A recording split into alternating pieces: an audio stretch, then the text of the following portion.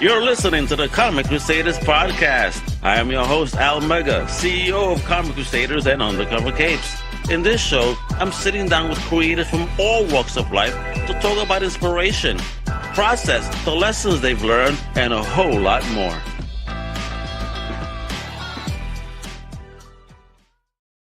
Well, what I mean, gente, and me party people, you know what it is. This is your boy Al Mega, host of the Comic Crusaders podcast, bringing you another fire episode. All right, this is where comics meets chaos and creators drop knowledge like flaming meteors, baby. You feel me? Today I have a legendary pen slinger, the noir master, the guy who made Daredevil sharp as a katana, and now he is back hotter than hell with his latest invention. That's right, baby. It's Axel's Infernal number 1, 2, the Damnation Delivery Special, baby. We're talking motorbike riding demons, all right?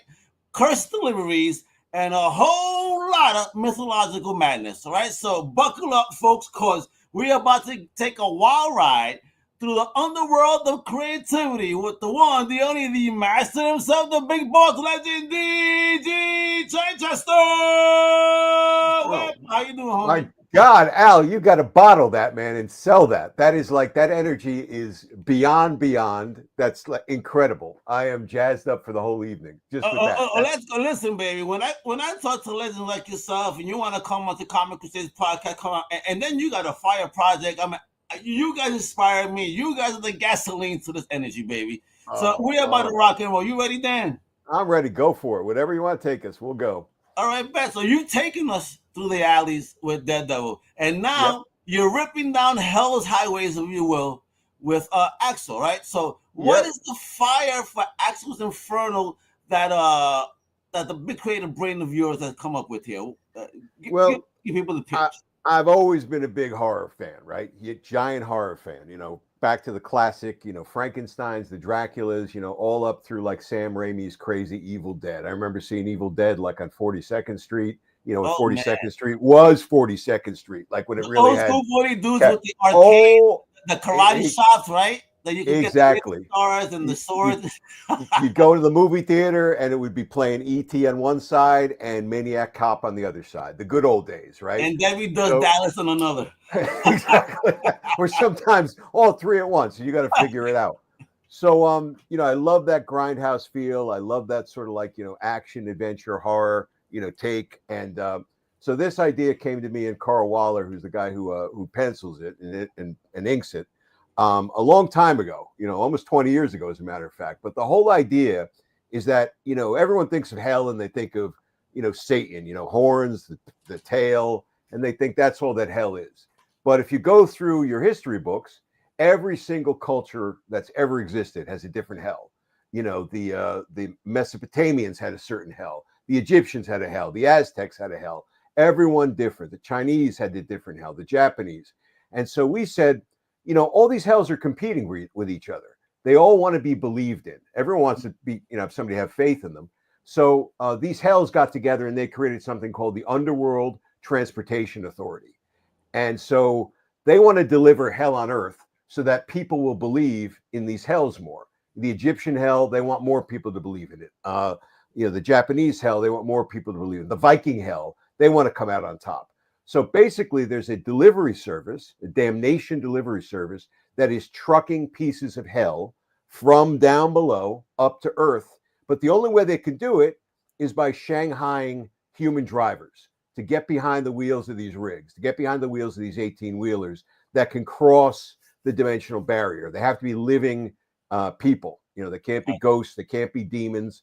They're the ones who've got to get it on the move. So they essentially, trick, seduce, whatever it takes certain people to become these drivers. And our main character, is a woman named Percy Cross. It's a bit of a drifter, a bit of a grifter, and she gets pulled into this.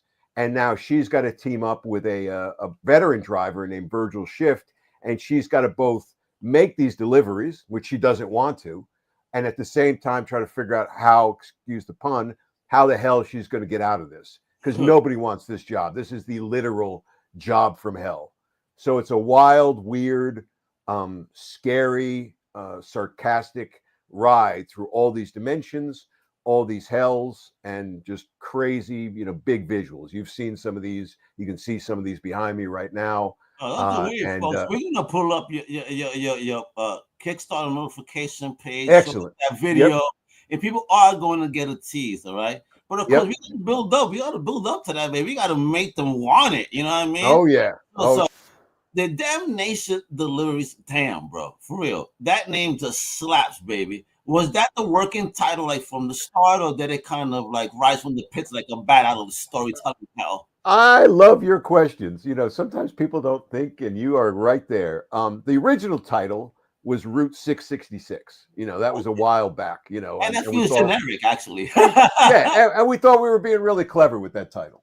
But in between the time that we had come up with this and then finally getting around to starting to bring it to life, somebody else had done a comic, not in the same style. It wasn't the same storyline. But I said the title was taken. The title was taken. So, you kind of get rid of that. So we went through probably 100 different titles before we landed on this one. And when we did cook this one up, it kind of just felt right. It felt like mysterious. It felt like it was almost like casting a curse, in a way. And it just snapped, right off the page or off the screen, and I kind of sent it to Carl and said, let's go with this. And sometimes, you just feel it. You just feel that that's the right one. And then you use the other ones for other things. All the other ones you cook up. Yeah, I mean, of course, man, because your universe is only going to get larger, I'm sure. Oh, now, yeah. From gritty Hell's Kitchen to the literal underworld now, right? What's the biggest challenge shifting gears, if you will, from street level vigilantes to demonic transport missions? Well, it was tougher back in the day when I was doing Daredevil, because there was days I was doing Daredevil and also I was writing a lot of the horror comics for Clive Barker. So sometimes literally this. For that. Thank you. Because let me tell you, I was a big fucking fan, bro. Oh, I love it. They were all superhero guys, but anytime I saw a Clive Barker title or even his name mentioned anywhere, I was picking it up. So he was the man. He is the man. The guy was twisted and giving and creative and everything. Now I understand where your sickness comes from, anyway. Exactly.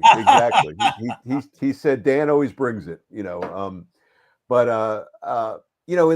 I have to make sure I'm not doing a Hellraiser story in Daredevil. and a couple of times the editor, called me on it. He called me back with a plot and say, this is a little too bloody. You're not writing Clive Barker today. But this one, was a lot easier because I'm coming into it without, the connections to all that. And I could focus just on where this was going, just on this hellscape story. And because, I've got a lot more years under my, as you can see from this haircut, under my wings, it's a lot easier to balance things out. I'm used to juggling a lot more projects with my day job and the way I kind of approach things. So I could just throw myself into the character, and she's been talking in my head for a long time, waiting for me to actually bring her to life. So I feel like, it's pretty well established. All the notes, all the, the world building has kind of been done. Now it's my job to just put it on the page. I love this, because it segues right into the next question, because I was about to ask, how much of Axel is you, Dan? Like, is this your dark alter ego with a flaming skull and a GPS straight out of hell, or what? What's going on here? You're going to write all my ads, man. You got great lines. Sometimes things like that are the case. You're projecting yourself, right? But I think when you're doing your best work, you're actually channeling the characters. You've put all the pieces in place. You've sort of brought them to life, and then the best stuff happens when they start just telling you what to write, and you're not trying to force it or, say, hey, this is me saying this. So I really feel like Percy is starting to do that a lot more as we kind of get more into this. I mean, I do my research. I've got like a stack of books, 4 feet high behind me, all on hell, right? There's one book. I bought every book on hell on Amazon. I wouldn't be scared to visit you. If I go to your house, it's one of your buddies in the corner, I see nothing but hell books. I mean, you know what, guy? Can we go to outside to the local bar instead? Is there a star hidden under your rug? The little pentagram down here I've drawn on the ground. Don't worry about that. when my kid was little, my wife told me you gotta hide all those books up on the top shelf where you can get them. You know, he can't even see them, let alone get them. You know, you do your research, you fuel the machine, and then if you've done the right things, it kind of takes over from you, and then you just got to keep up. And that's the way I try to approach, you know, writing these stories and like putting them together. And if I find that I'm forcing them to do something, then I got to stop and walk away because that's not right for them. You know, if I'm doing it right, I'm almost like doing a seance and I'm almost like channeling, you know, them onto the page.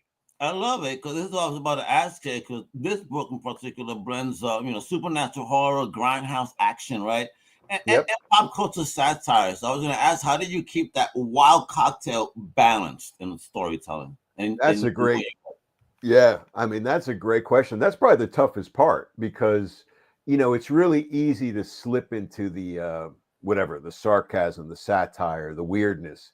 But every now and again, to make the stakes real for the characters and for the reader, you've got to do something really brutal. You know, I'm a big fan of Stephen King, right? You know, you know, which that's not a surprise. But you know, Stephen King always like says there's like 3, you know, almost 4 stages the way he writes horror. You know, he'll start to try to like creep them out.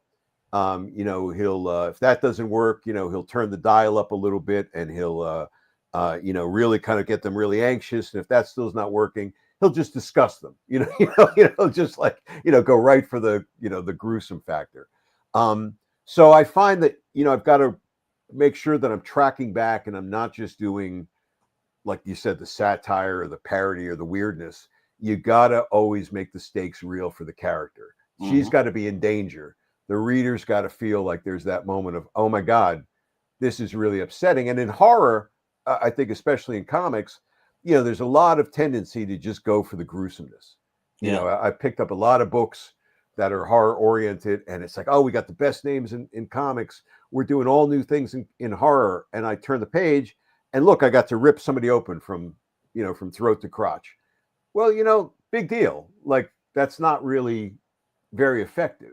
You know, I mean, it's a cool visual, but it's actually story-wise, it's like where are we taking this? It's okay. We know we could do this, but you know, that's not the terrifying part.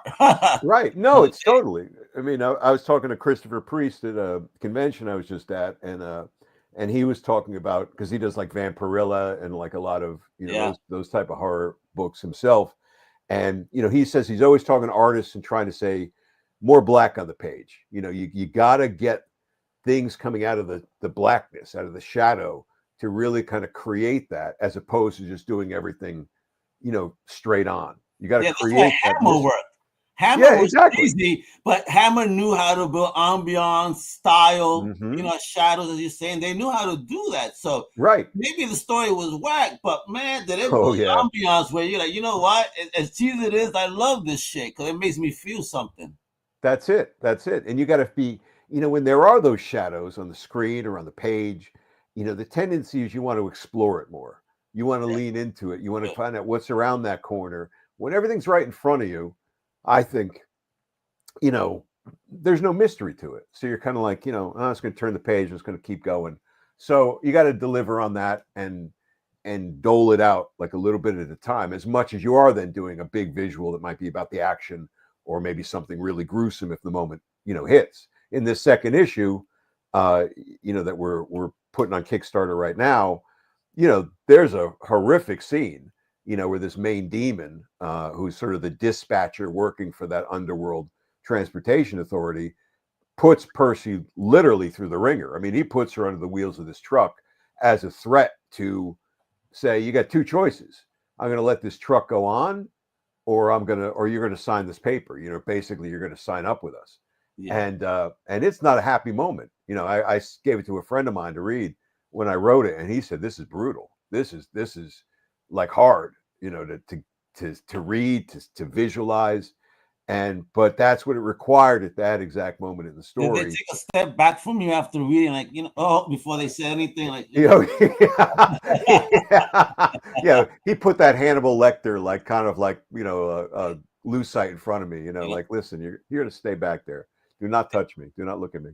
I love you. Segue perfectly for me, man. You're the man here, bro. Because I'm about to bring this baby up right here. This is it, folks. You got to start signing up. That's the Kickstarter pre-launch page right there, right in front of us, baby. All right. We're gonna start looking at the beauty. I mean, look at it. Look at that cover alone. Look at that just little tease right there. I'm gonna scroll down. We got a video. We got all that goodness. But before I even begin to tease even further, folks, we need to know, my man Dan. All right, tell us about the art squad.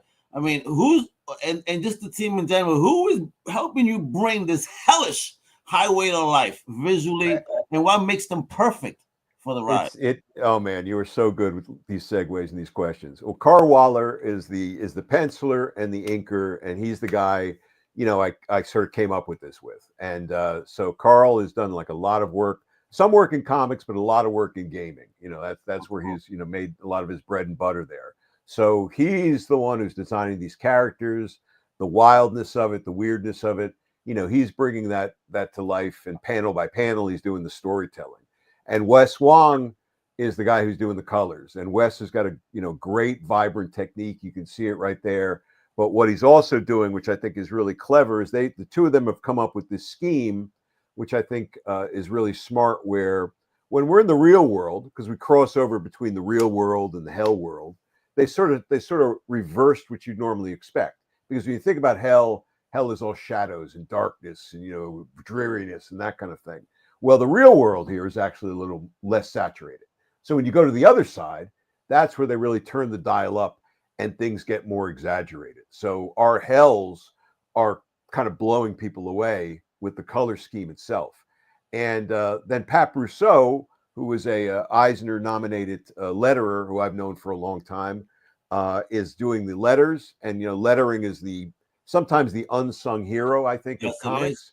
Agreed. Because if the lettering is great, you don't notice it. If the lettering sucks, it's the first thing you notice. It ruins the whole. It's like sound in a movie, right? When sound is working, right? The sound effects, the voices, the balance, the mix, everything is spot on. It just kind of wraps its arms around you and draws you deeper into that screen. When lettering is bad news, the balloons don't line up right. The letters are all uneven. They don't match size to size from panel to panel. It's not working. But Pat is doing, such a bang up job with this.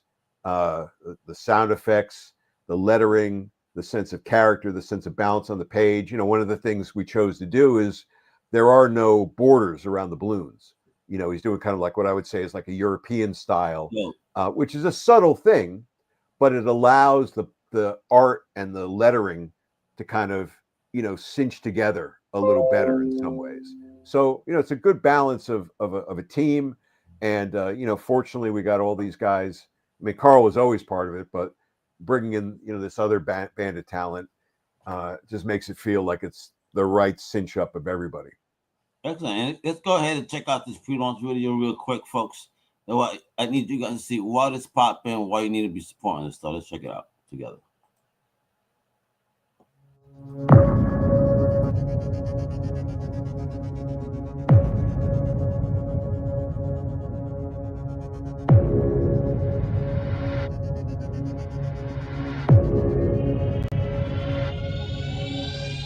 The good news is no one needs to worry about going to hell.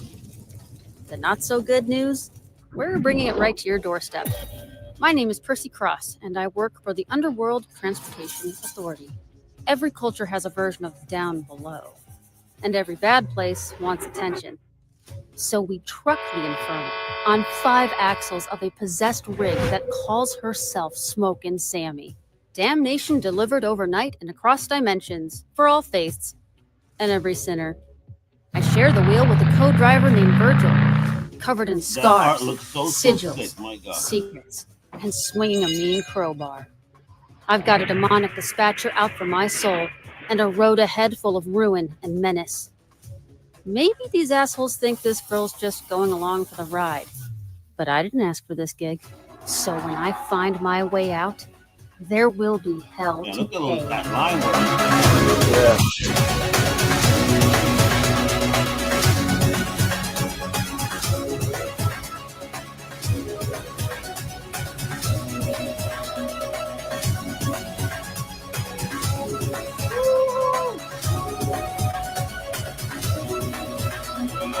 Indeed.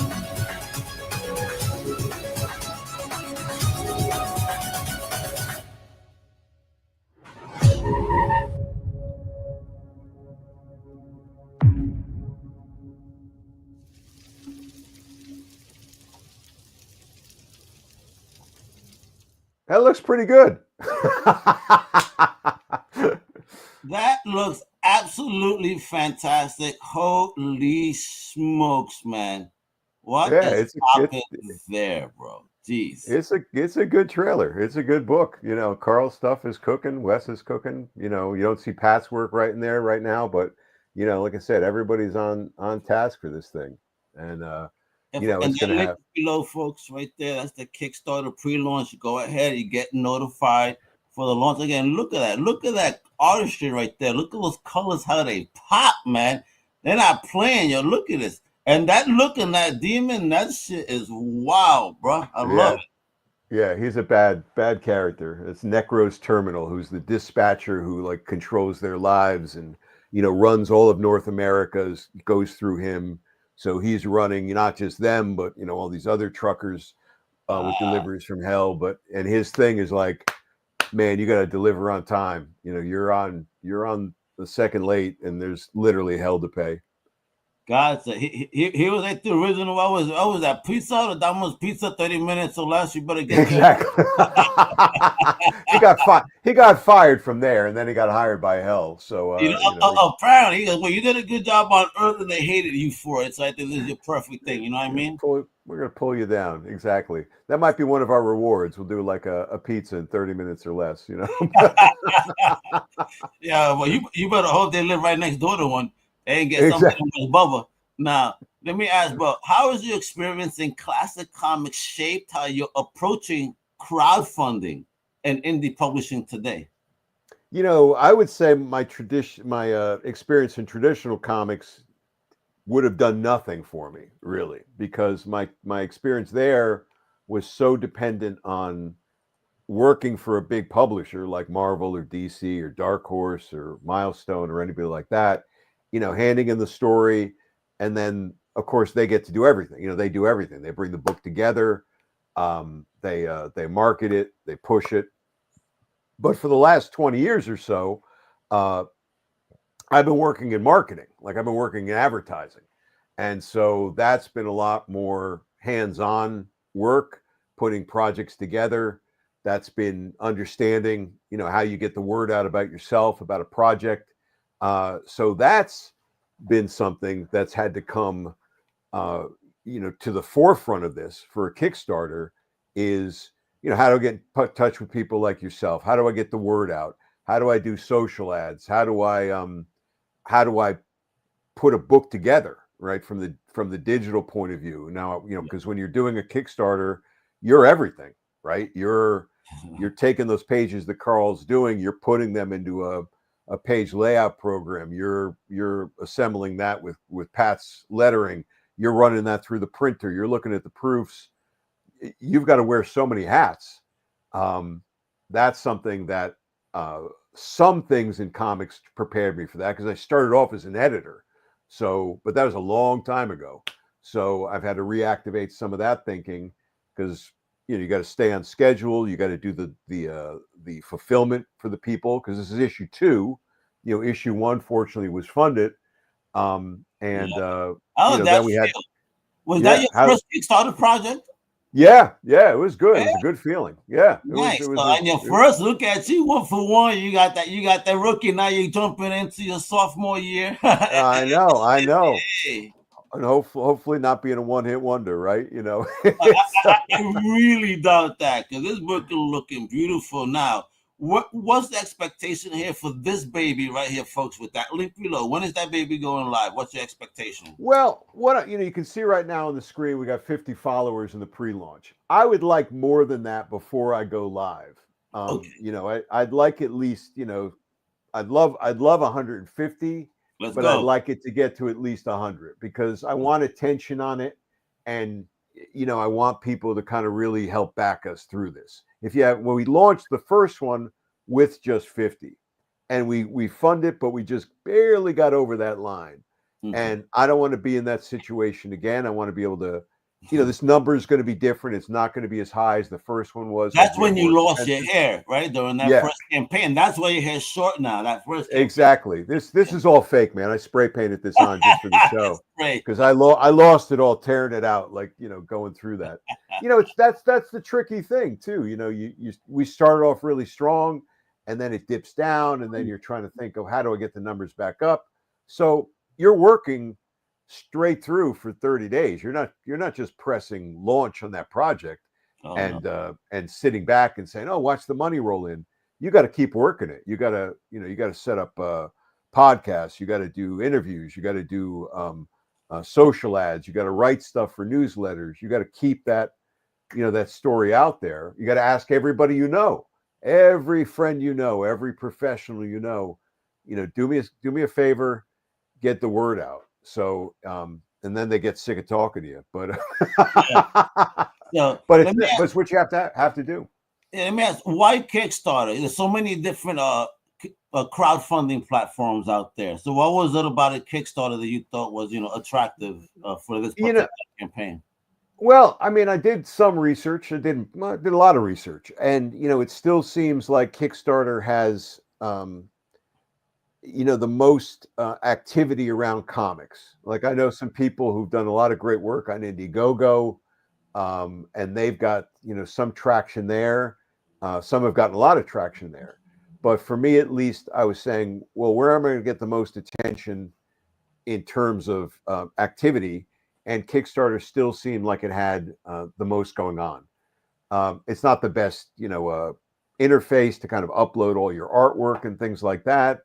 But for the moment, it just seemed like the activity was there, and that was where I really wanted to kind of hit the ground.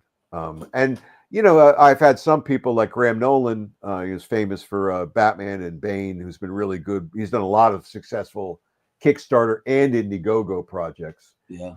And he's now just on Indiegogo. I don't think he does Kickstarter at all anymore. But he's given me great advice, and he's recommended. You can always kind of double dip too. You can do a project on Kickstarter, and then you can, go over to Indiegogo and get a little extra funding. Yeah, and then those people can get exposed to it as well. So all we need to do is get over that line and get ourselves to a place where we're not, because we have to pay Wes, we have to pay Pat, we got to pay for the printing. There's hard costs that you can't escape from. Comics ain't free, baby. These people are putting their beautiful talents here, on the table for us and at full display with this beautiful book and talking about that, putting time on display. And what are you hoping that readers feel when they tear through these pages? Is it rage, redemption, laughter, all of the above? I think a little bit of rage and a little bit of laughter would make my day, because, I mean, I try, we got some really funny bits in this, but I want them to feel that sense of what Percy's going through. Percy's a wise ass, Percy's somebody, like I said, she's a drifter. She's a grifter.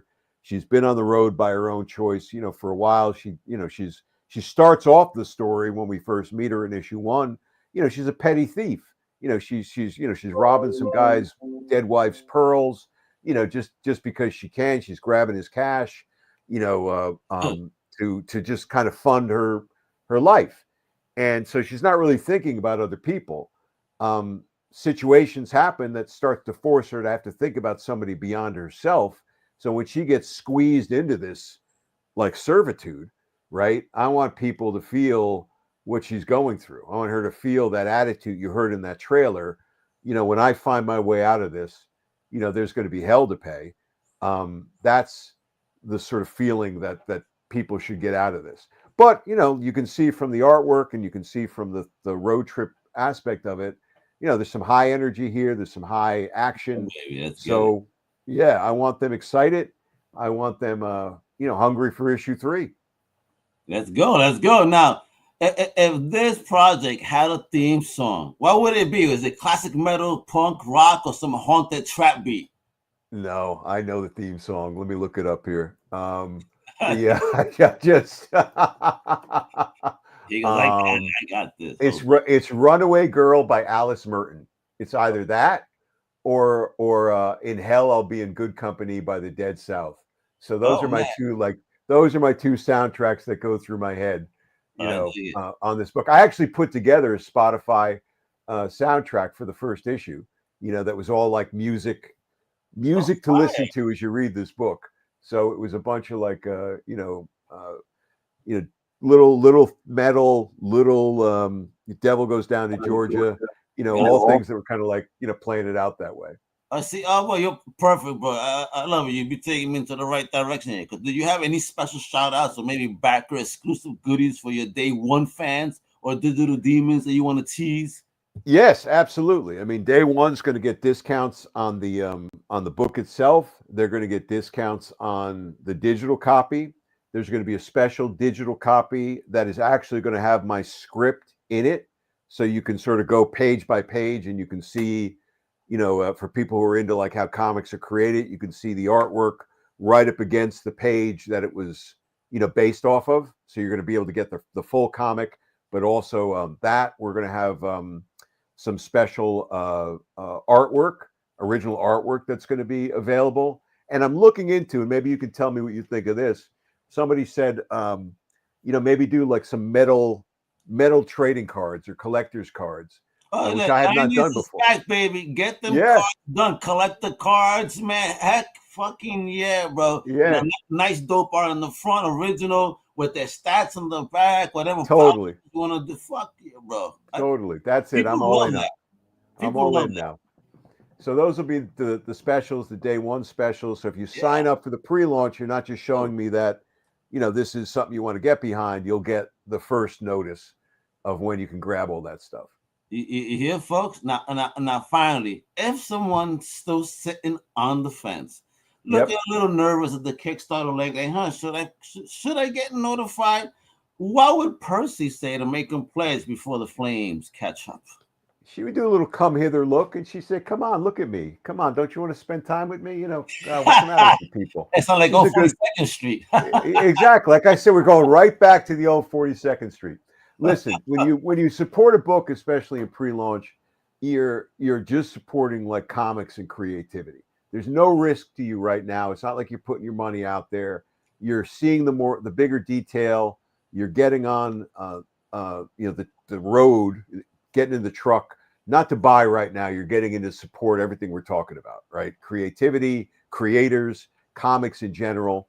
And there's a lot of great projects on Kickstarter. This is certainly not the only one.